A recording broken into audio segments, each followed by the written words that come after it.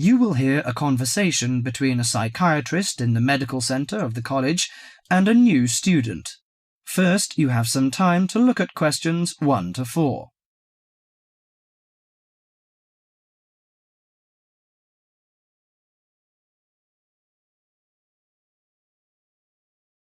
Now listen carefully to the conversation and answer questions 1 to 4. Hello, sit down, please. Thank you. Now, you are a new patient, aren't you? Yes, that's right. OK, so I'd better get some basic details down first. Right, we'll start with your name. Martin Hansen. Do you spell that S-O-N or S-E-N? Hansen. OK, and you're a first-year student? Yes, I am. Study in? Electronics, actually. I hope you enjoy it. Thanks. And your address? 2805 Hesperian Avenue, Hayward. 2805 and Hesperian. Yes, that's Hesperian. Hayward, Hayward. And your phone number? 734-246-55. 734-264-55. No, you got the 6 and the 4 the wrong way round. It's 24655. Huh? Sorry, right. And, when were you born? The 15th of June, 1986. Here in New Zealand? No, I was born in Sydney.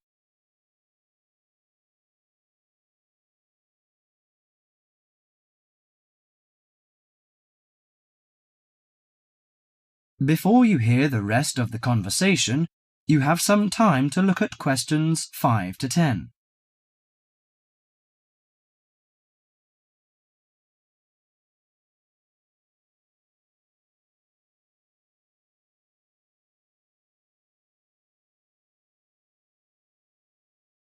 Now listen to the conversation and answer questions 5 to 10. Good. So, what's your problem? Well, frankly, I wonder whether it is a problem. I get the blues, and it lasts for quite a while. I don't know how to... Yes, we all feel sad or get the blues now and again. Generally, our sadness lessens in time, and with the support of friends. However, if the depression leads to difficulty in thinking and greatly disrupts your daily routine, it can be evidence of a psychiatric problem. What do you feel exactly? I always feel sad and worthless. I find it hard to fall asleep and wake up early in the morning. How long has it lasted? Nearly half a month. Do you feel fatigue or loss of energy? Or you may have lost interest or pleasure in usual activities? Yes, sometimes. At first I thought I could overcome it by myself, but I failed, and I'm so glad that you came here. It seems that you are suffering mild depression from your symptoms. Depression? Yes, I feel depressed sometimes. But why would I... Depression may occur as a result of biochemical changes in the body. Alcohol, amphetamines, cocaine, and LSD can bring on depression. Those who have a family history of depression usually have a greater risk of depression. Sometimes the worrying changes in life can lead to depression. I see. I had a really bad breakup of a love relationship. It makes me feel hopeless. Do you think I need some treatment? Yes. Antidepressant medications are often used to treat depression, if it is serious. But I don't suggest them at first because of the side effects. I suggest psychotherapy, which can give you support and help you regain control. So do I need to come here every day? No, I will arrange counselling sessions for you, which will last 12 to 20 weeks. You come here once or twice each week. The psychotherapy is directed at helping you gain insight and understanding about events in your life, which may have contributed to your depression. With growing insight, you can often learn more effective ways of coping with your feelings and changing your behaviour. What can I do to take care of myself? Well, at first you should do some physical exercises on a regular basis, at least 3 times a week. How is your food? Do you eat well? Yes, I think so. I eat at my homestay family. Good. Find a hobby or a positive recreational activity to participate in once or twice a week. I know it's difficult for you, though. When you feel it's hard to overcome the depression, come to the counselling session. Remember, ask for help if the load is too heavy to handle. Yes, I'll try.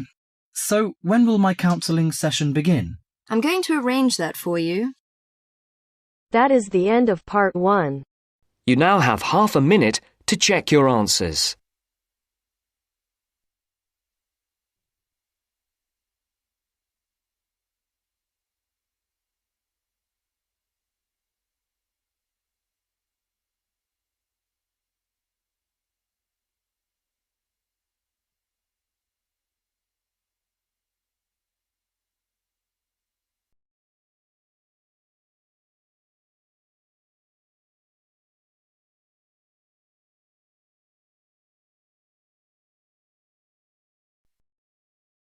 Now turns to part 2. Part 2. You will hear a recorded message giving information about an area where tourists can visit to taste local food. First, you will have some time to look at questions 11 to 13.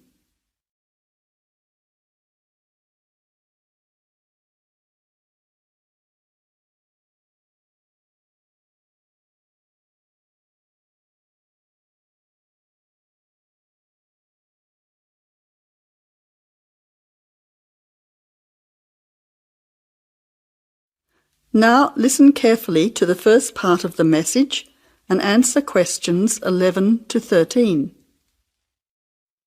Welcome to the tourist information line for the Valley Food Trail. Here you will find many local food products for you to sample and buy. It is possible for you to spend as much or as little time as you want, but I suggest that you allow a full day for touring this area. Of course, there are many half-day tours available for those of you short on time. Now, it's quite a large area and stretches from Brookville to Ford Hill. For those of you unfamiliar with the area, that means that it is 10 kilometres to 35 kilometres from the city centre, or by car 15 minutes to the closest point, continuing to 55 minutes at its furthest point from the CBD. Of course, apart from food, there are many other places of interest in this area, including cafes and restaurants and galleries and studios. But I wouldn't recommend you go here to see parks and gardens. The other information lines will give you specific information related to these particular attractions. Before the final part of the message, you now have 20 seconds to look at questions 14 to 20.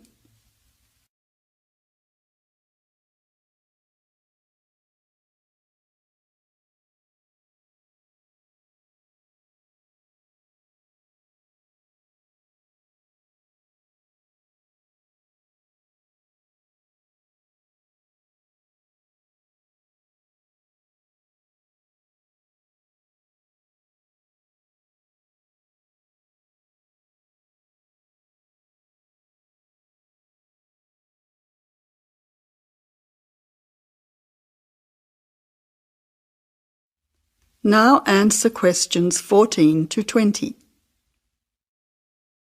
But let's go back to food. If we begin in Brookville and head north towards Upper Valley in a clockwise direction, passing West Valley on West Road, we cross over Coast Road to come to our first place of interest, Magic Coffee. This is not to be confused with the Coffee House, situated opposite on the other side of the valley on the railway line. Magic Coffee is next to the Chocolate Company, which is on the corner. Just past the ice cream shop on the corner of John Street is the fresh produce shop. A little further north we have reached Ford Hill, where we can start our drive southwards along Great Northern Highway following the railway line. First we come to the organic market near the corner of Memorial Avenue, and then to Olive Farm opposite Olive Road.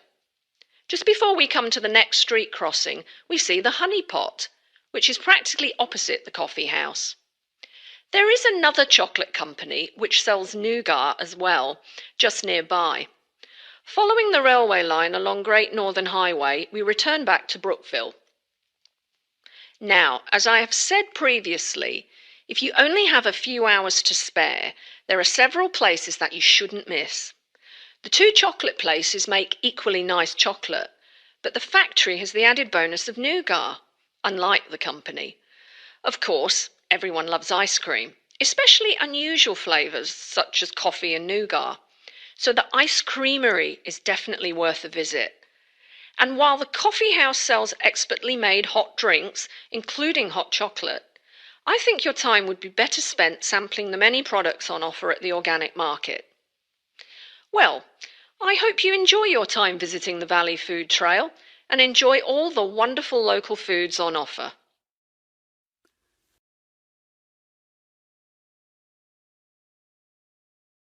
That is the end of part 2. You now have half a minute to check your answers.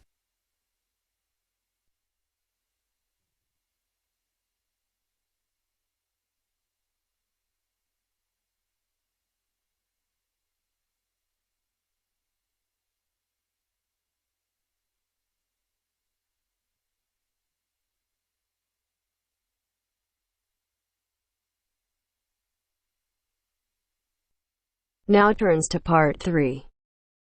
Part 3. You will hear two engineering students, a woman in her 6th year called Linda and a man in his 5th year called Matthew, discussing the benefits of student work placements. Before you listen, you have some time to look at questions 21 to 26.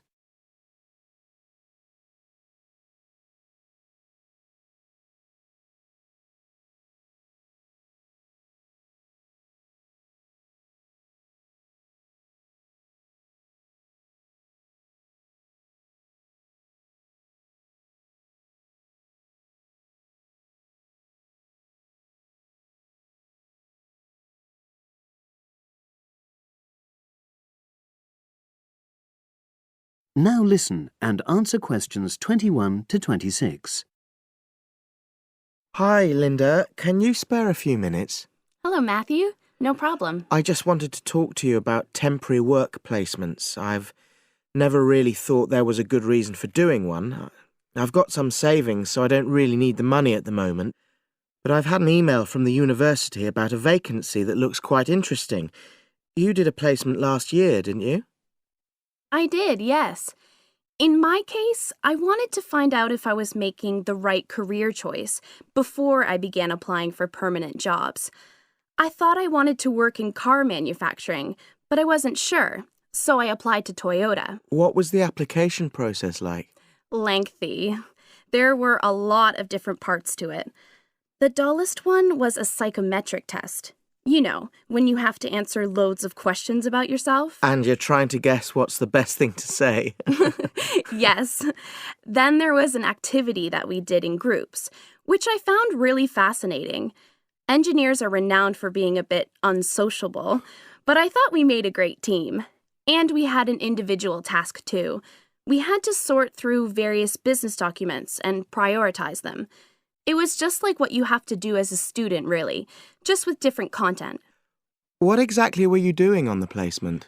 I was helping to design some diagnostic software to identify any waste in the car assembly process. Do you mean waste of materials? No, time. Anything that can speed the process up helps to cut costs. How did the work placement compare to being a student? Was it hard work? Yes, it was. I'd had full-time work before. I've done various unskilled jobs during university holidays, and some of those involve long hours. So I thought I'd find it easy. I was wrong, though. I think when you're on placement, you're always trying to prove yourself. So you push yourself hard to succeed? Yes. But I got a lot of support from my employers. They were always helpful. And then, at the end of the placement, I was given formal feedback. Do you mean on your engineering ability? Well, no. I didn't really need that because we had team meetings every other day. And so I had the chance to discuss technical issues and ask about anything that wasn't clear. The evaluation was about general workplace things, like organizational ability, initiative, that sort of thing. I get the impression you think you benefited from the placement. Well, the best thing is that they've offered me a job for next year. Depending on my exam results, of course, but still. A permanent one? Yes. But apart from that, I learned so much.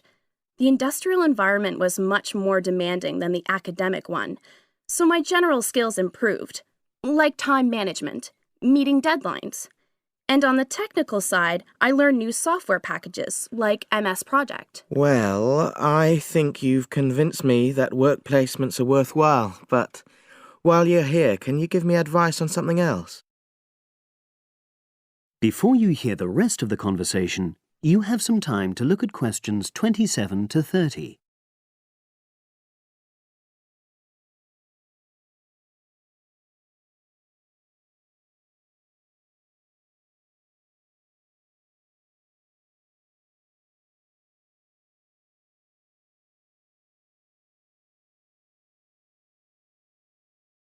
Now listen and answer questions 27 to 30. I'm about to make a start on the engineering materials module, and I've got a book list here. Can you have a quick look and tell me what you would recommend?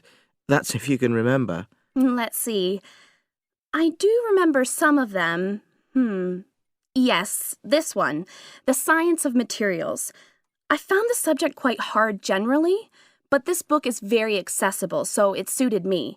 It doesn't cover everything, though. What about this one then, Materials Engineering? Oh, yes. I do remember that. But it's a bit out of date now, isn't it? Unless it's a new edition. I don't think so. But what I liked about it were the pictures. They really helped to understand the descriptions. It's useful just from that point of view.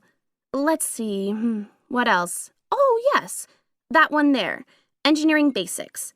I think out of all these, that's got the widest coverage. But I've looked at the contents page and it hardly mentions nanotechnology. Yes, you're right. The evolution of materials does, though. It's a recent publication, so it covers all the latest developments. It's a bit thin on the 1960s, though, and that decade was quite important. Well, it sounds as if they all complement each other in some ways. I don't suppose you can lend me...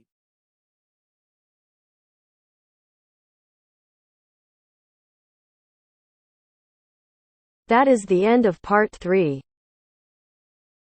You now have half a minute to check your answers.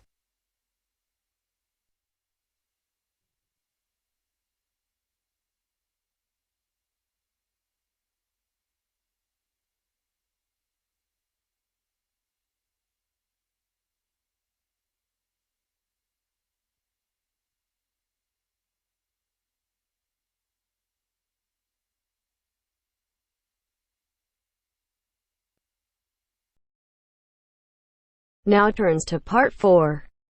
Part 4. You will hear part of a lecture on the current and future use of mobile phones. You now have 30 seconds to read questions 31 to 35.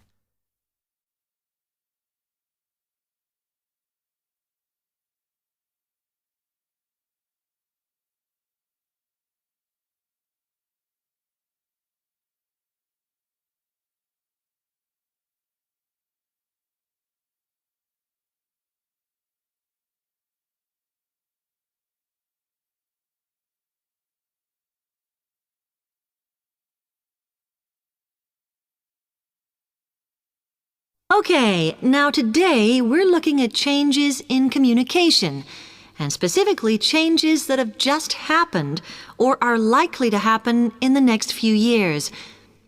Key to this is the mobile phone, which is increasingly being seen as an all-purpose system rather than just a phone.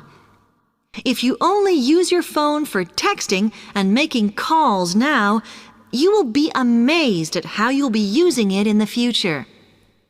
The technology has been developed for a range of other uses. For example, phones could be used so that if you are meeting someone and they get lost, you could send them a map of your location to help them. This will save all those complicated explanations over the phone and our poor friends or colleagues trying to drive and find out where they are at the same time. And if you get bored waiting, or if you're traveling, for example, you will soon be able to see TV news on your phone as it is actually being broadcast. This means that you won't have to miss any of your favorites if you were away for a few days. Most people have got used to texting now, and young people send pictures to each other. But what is exciting is the possibility of putting music with them before you send them. And it's not all frivolous. Phones are going to become even more critical in business and education. Some recent developments have a highly practical usage. So, for example, as lecturers, we will be able to send everybody a text to let them know if lectures have been cancelled.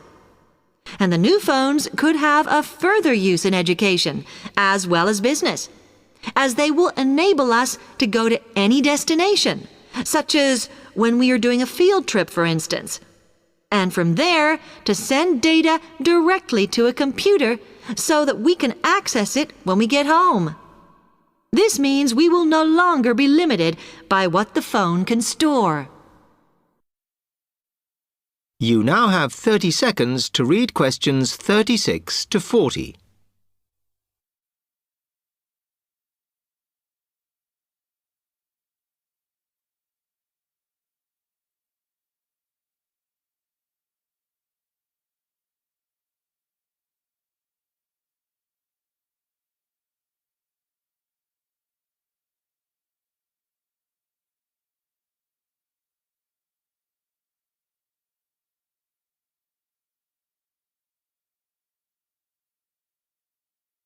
And it's interesting to look at the different ways that men and women use phones now, as that does affect how the technology will develop.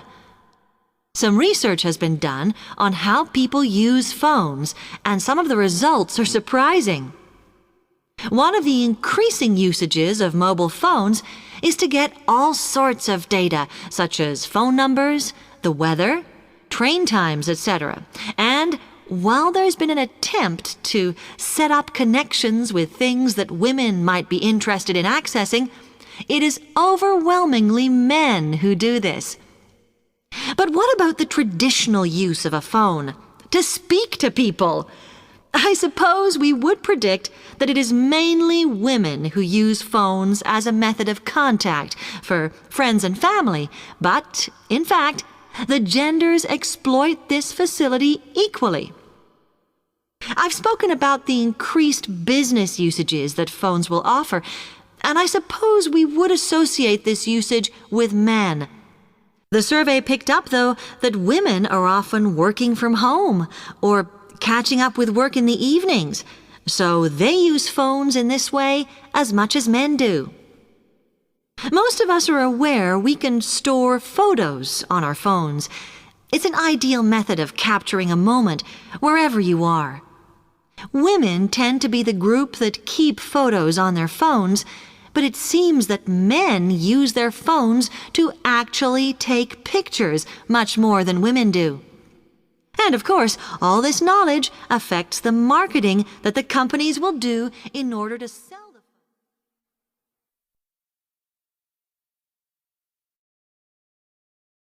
That is the end of part 4. You now have half a minute to check your answer. Big, big, like, sit down, big, big, big.